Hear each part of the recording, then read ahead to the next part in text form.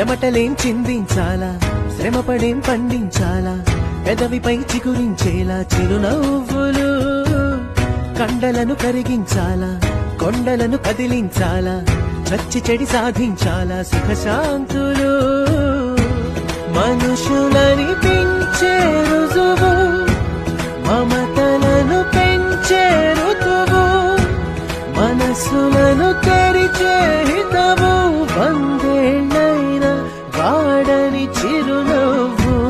ఎక్కిళ్ళే పెట్టి ఏడుస్తుంటే కష్టం పోతుందా కదా,